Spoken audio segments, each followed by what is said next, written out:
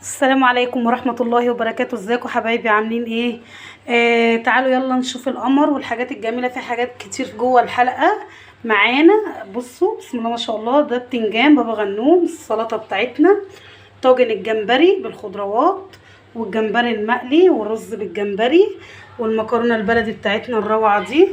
يلا يا حبايب قلبي ما تنسونيش في الشير واللايك والاشتراك قبل ما تخشوا تشاهدوا الحلقة. مع السلامة. النهارده يا حبايب قلبي هعمل حاجه معاكم سريعه كده ومكونات بسيطه خالص على قد دي كده، حاجه ليا. هعمل معاكم طاجن الجمبري.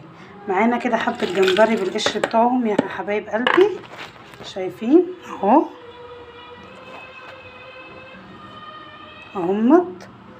ومعانا حبه خضار، فلفل الوان، جزرايه، بصل. اروح اقطعهم كده واوريكم انا هعمل ايه تاني. اهو يا حبايبي قطعت الخضار معاكم. هنبدا كده ننزل بسم الله الرحمن الرحيم نرص الخضار بتاعنا كله. طبقه البصل، شايفين الجمال، طبقة طماطم، طبقة فلفل الوان كده عشوائي، جزر كده اهو بالمنظر ده. اهو يا حبايبي شايفين الجمال. وهننزل بشرايح الليمون كده زي ما انتم شايفين، والملح بتاعنا عليهم، وحبة كركم،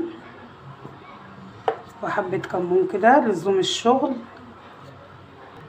وحبة توم باودر عشان انا محطتش طبعا توم. يلا يا حبايبي هنعمل النهارده رز جديد بالجمبري، وصفه جديده من مطبخ ريهام. هنخش نعمل الرز. ويلا حطينا البصل على النار،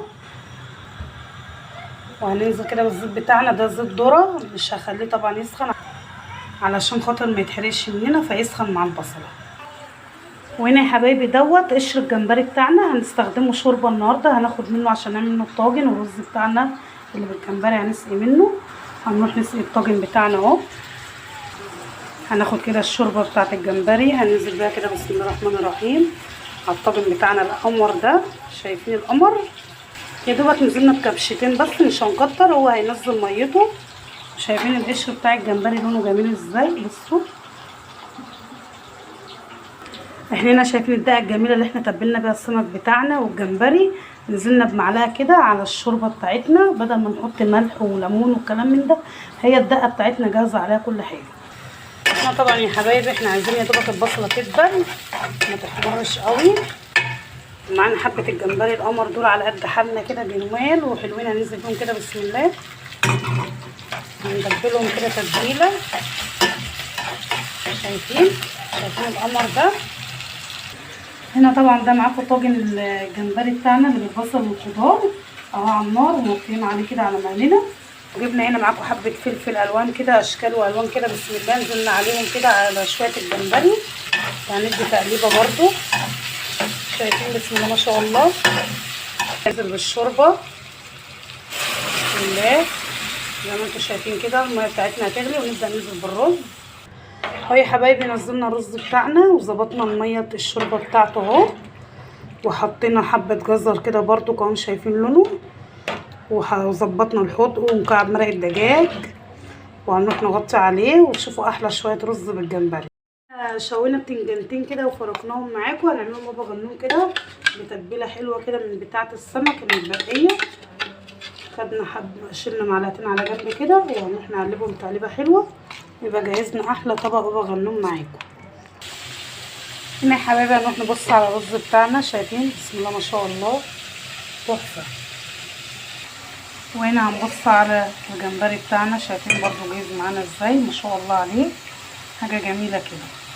وهنا سريعا كده هنقلي بقيه السمك بتاعنا، المكرونه وبقيه حبه الجمبري بتوعنا اللي على قدنا دول اهو يا حبايبي. طلعنا اول طاسه معاكم، وهنروح للجمبري اهو بتاعنا. والله يا جماعه الجمبري ده جمبري وسط، بس اللي يشوفه يقول تقاوي جمبري على نقودي كده يعني، وتقشر وتفصص يا حبايب قلبي. شايفين طبعا احنا هنا بنبدره اهوت، بنعفره بالدقيق وهنروح نقليه.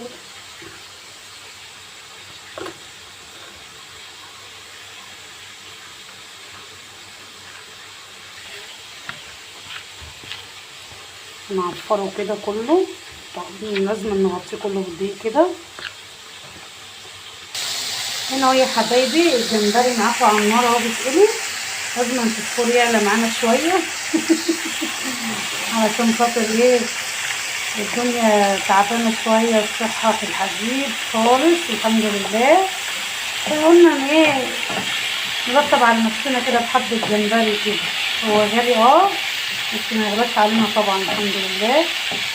اهو زي ما انتم شايفين بنجيب لونه جميل ما شاء الله عليه.